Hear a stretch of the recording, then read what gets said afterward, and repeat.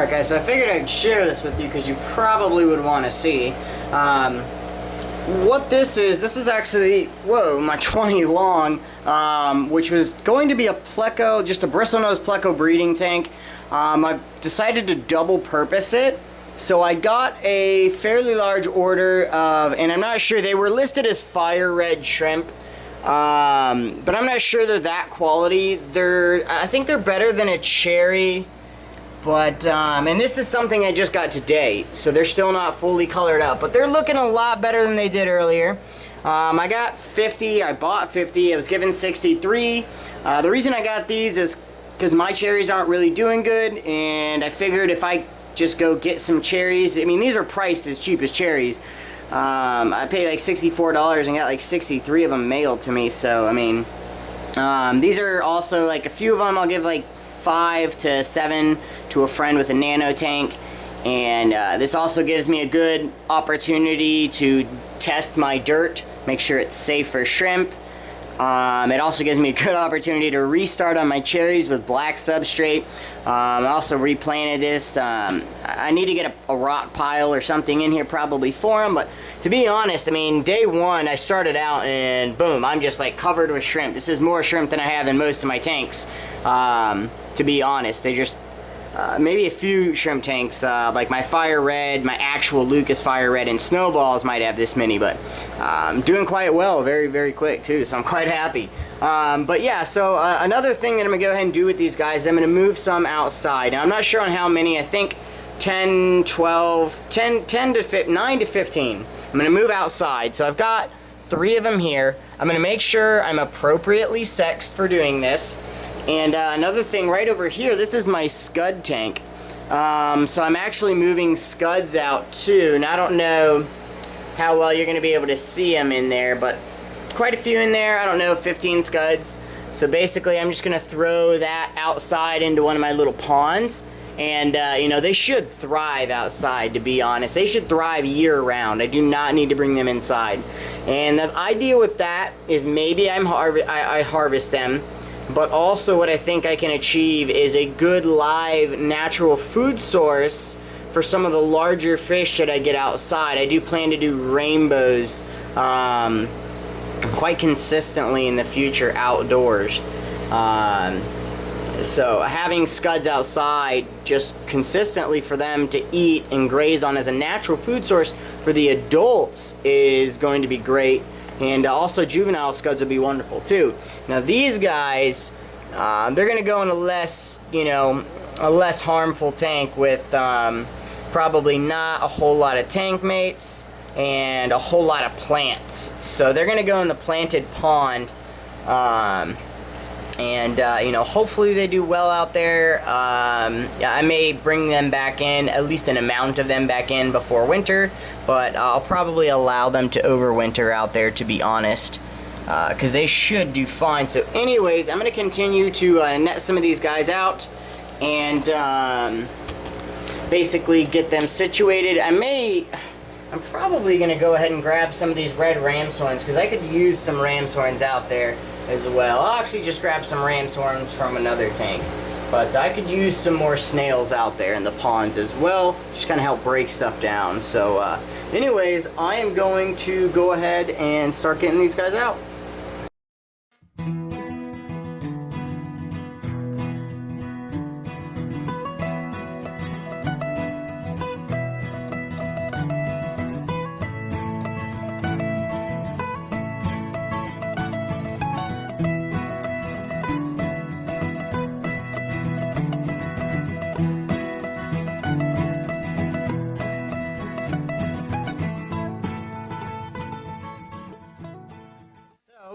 I've got a total of 10 in here, which is nothing.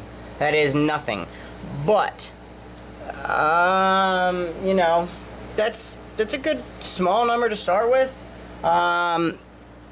Pretty positive I have males and females in there. They're all the same size. I was shipped roughly like all the same size. I actually have a buried female in there now, which is wonderful. So that's good. Hopefully they'll repopulate rather soon, because I've got to take another 10 out for a person. Well, less than 10 to be honest. But yeah, anyways, we're gonna go ahead and get these taken outside, and I'll also show you some other projects I'm kind of progressing along outside anyway, so I'll go ahead and show you that. That sounded really weird. Why did I say it like that? I don't know. Alright, so kind of cramped in here. But anyways, first off, my tool of the trade, my TDS meter, so whoops, it's waterproof. 436, they're at about 416. I brought them up, just I'm gonna scoop some stuff in here and there. The pond is at 473, and I'm just gonna, once every few minutes, I'll take a scoop in. They're not too far off, and I'm gonna do the same for the scuds.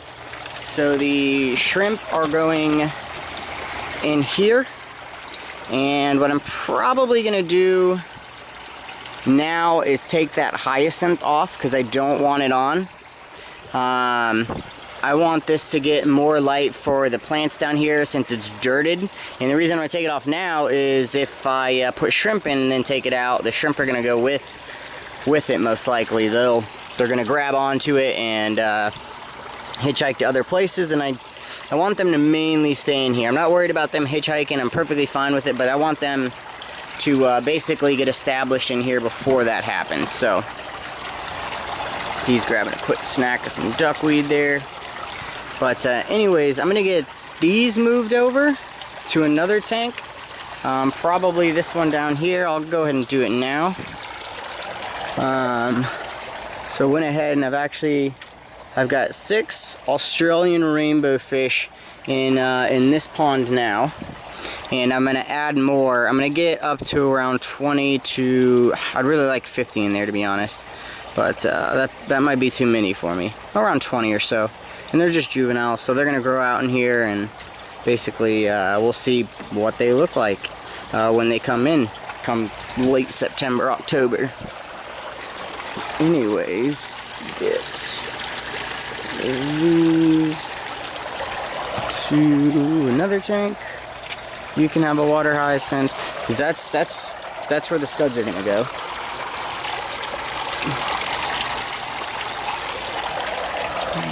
Boom. That there for the scuds to eat.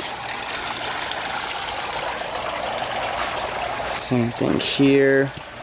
I was actually in these the other day, and this one is full of bloodworms, like the little red ones, and then this one here is full of white ones, so these are actually mosquito larvae in here. So I don't know how much food is in here still, considering I actually harvested a lot. But was it that? Yeah, no, it was bloodworms in here, and get these dead ones off. And then mosquito larvae in here. Actually, what I did with this one, I remember, I actually drained this completely and then scrubbed the sides because it had a bunch of algae on it. So I scrubbed the sides really, really well and completely like sterilized it, and then filled it back up so it doesn't have any more in it. But it may accumulate more. We'll see with the rainbows in there. I'm sure they'll do a good job. So anyways, I'm gonna set you guys up and get this done.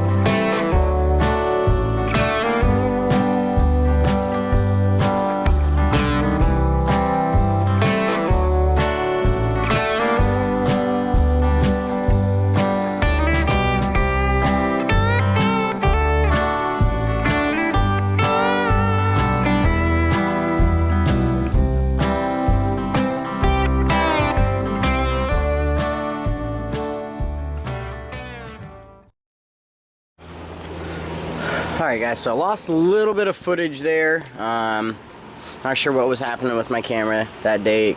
did quite a bit. But I've lowered the water level in this because, of course, right after I added the shrimp, I just wasn't happy with the way the pond was setting. So I've got to do some, like, a little bit of leveling to it. And I even created a leak over here somehow. It's not leaking now, but I had just that cinder block, or actually those cinder blocks there, and it was putting like an odd pressure point on it. So I took those out and I replaced it with a bigger piece of wood to you know, better support it. So hopefully I don't have any more of those problems. But if I can see some of these shrimp, I'll show them to you. I have seen them since putting them in here. They are doing fine. From what I can see, of course I really don't know. But it'd be great if I could actually show you. So I did, as you can see, I did add plants to it. I have a lava rock pile there. See if I can kind of cover it. But yeah, lava rock pile there.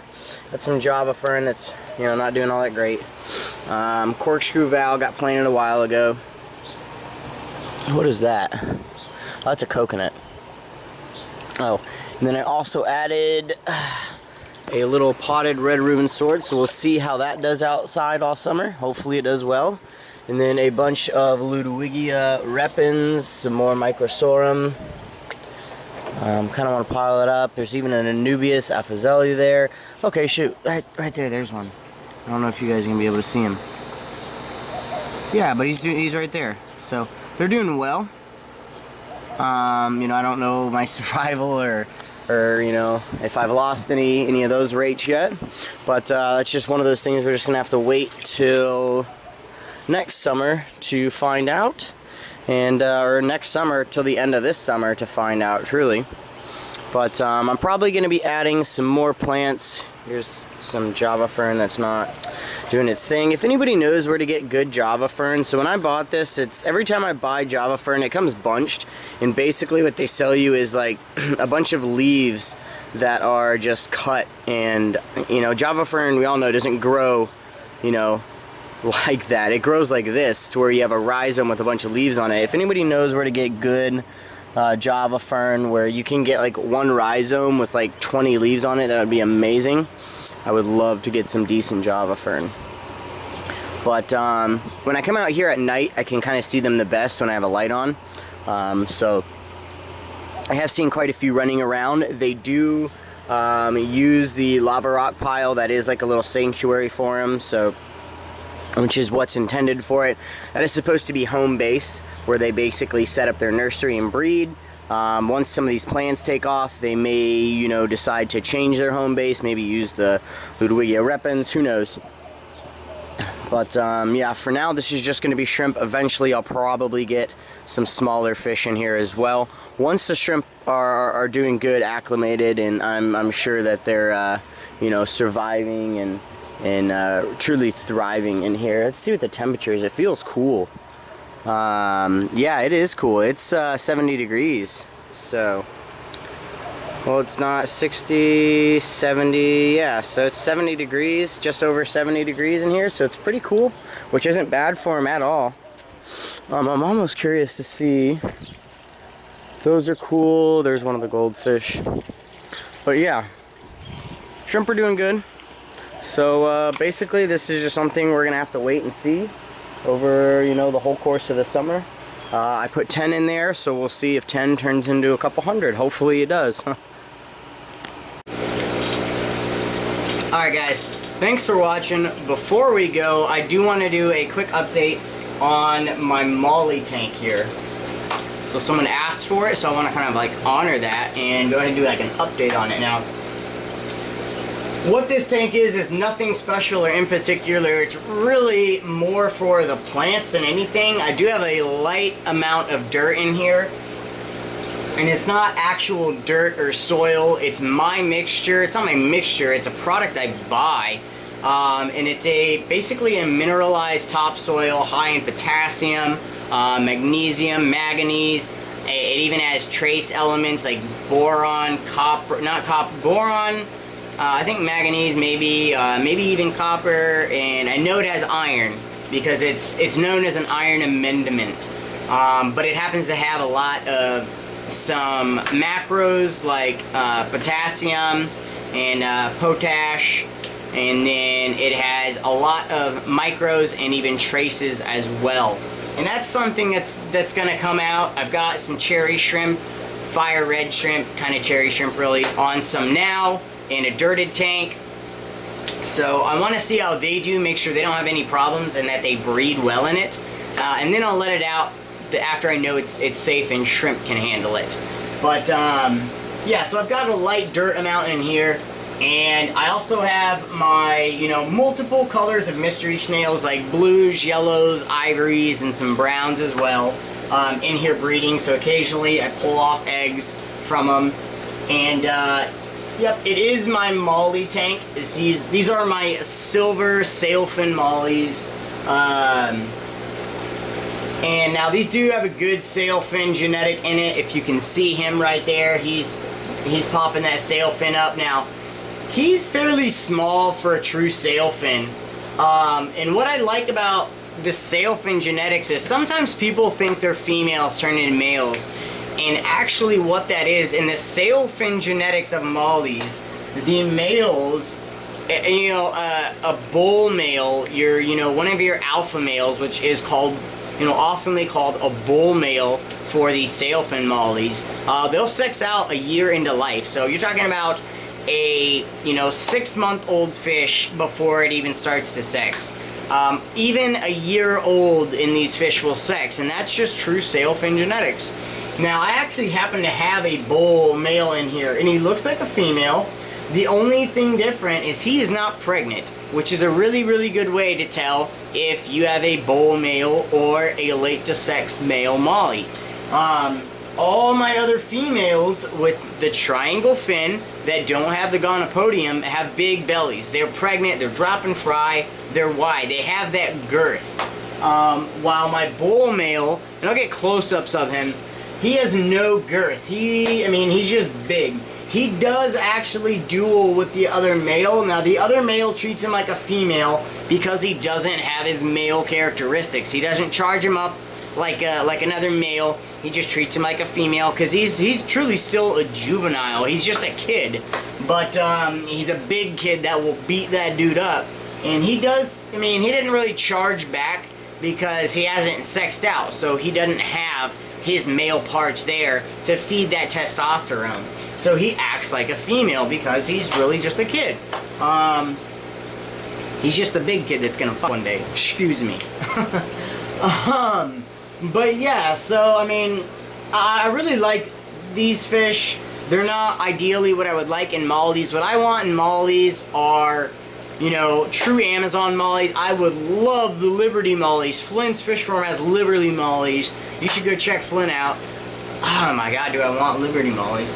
I would love Liberty mollies. I would love, and probably am going to get the true sailfin molly from Greg Sage. I really like his selection. I think he is just one of the best with live bears because he has these very strict coal guidelines that ensures you get good quality, high quality, true to what they are or what they're sold as genetics from him. So I do plan to get some his mollies, but yeah, this tank just 75 gallon with a bunch of silver sailfins.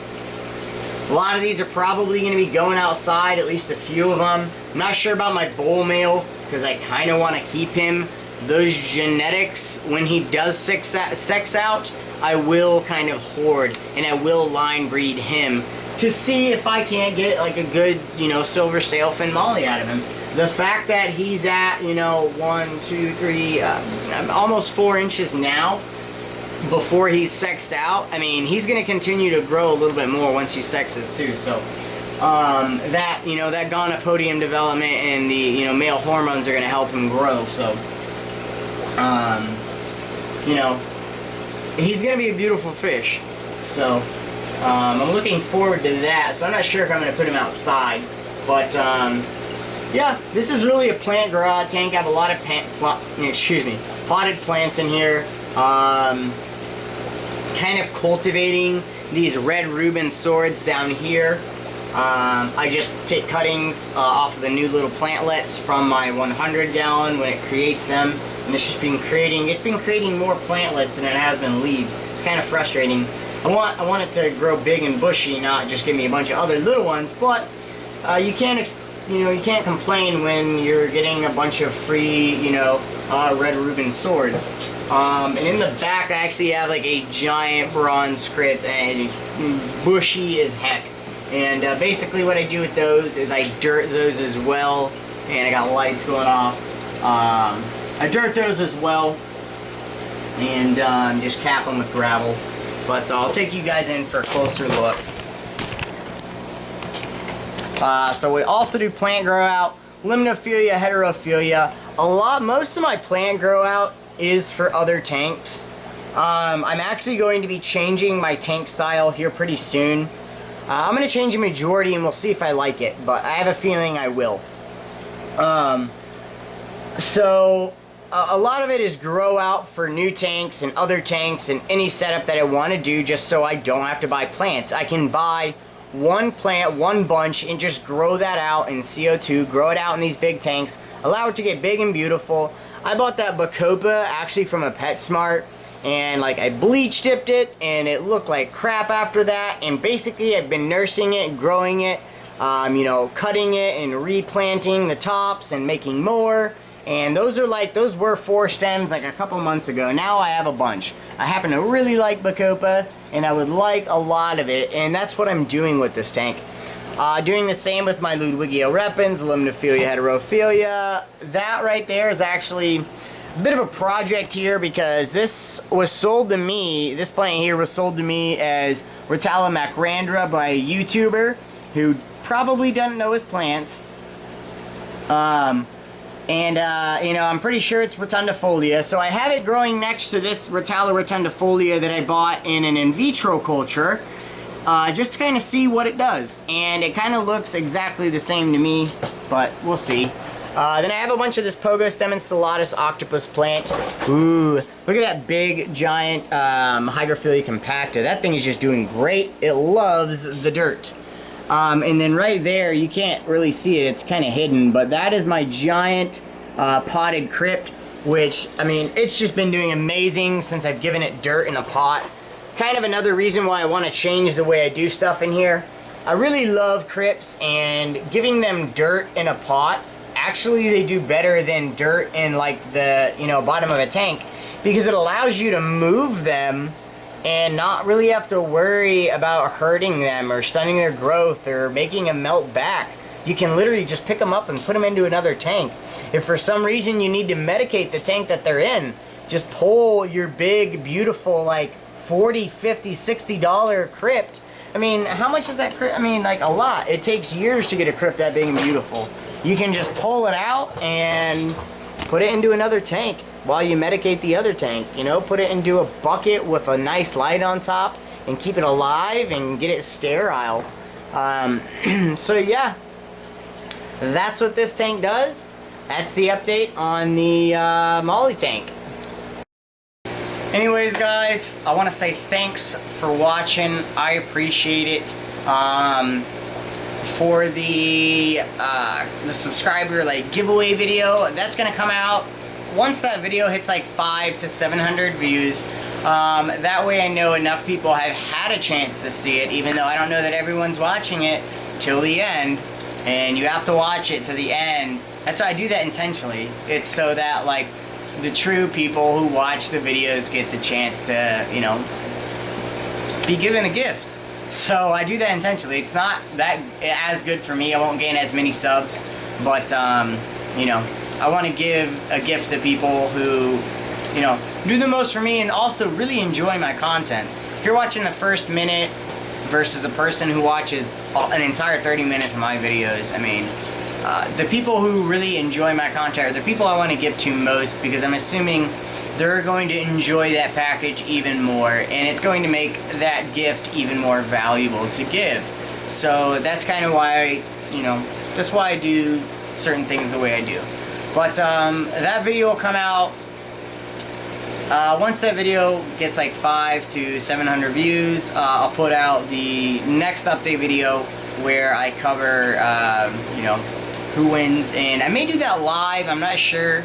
If I do it live, I'll have to do a test live stream. I have to figure out how I'm going to do all that stuff.